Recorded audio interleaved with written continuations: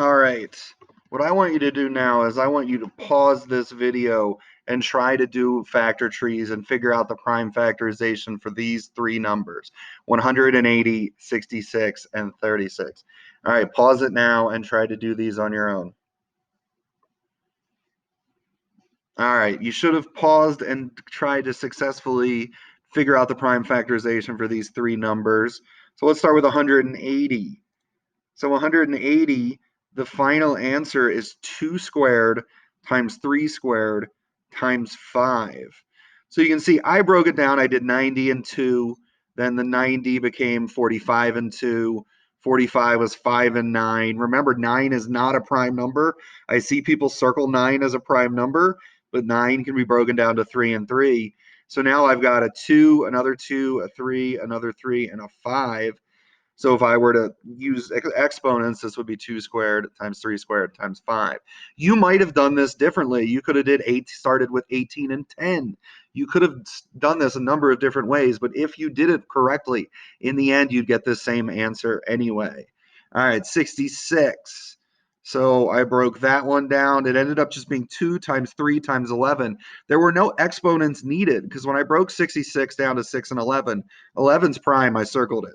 6 broke down to 2 and 3. Those are both prime. So I didn't have any prime numbers that repeated. So I didn't need exponents like in the last one where I had 2 to the second power times 3 to the second power. In this one, it's just 2 times 3 times 11. All right, last one was 66. I broke it down to 6 and 6. Each 6 broke down to 2 and 3.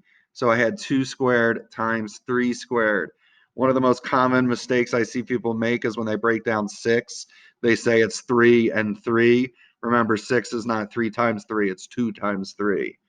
All right. Then I had one more that I've had students do this in the past, and they're like, "Oh my gosh, that's such a huge number. I can't do this."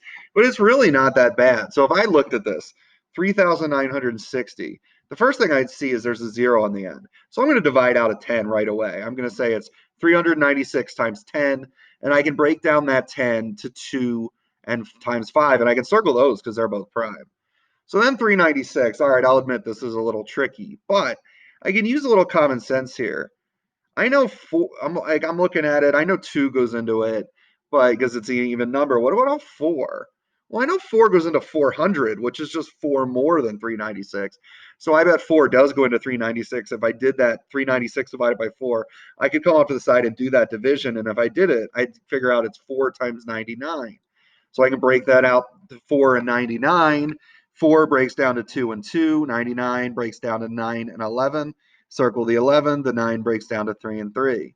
So now if I list them out, it's just 2 times 2 times 2. I've got 3 2s. I've got 2 3s. And I've got a 5 and an 11.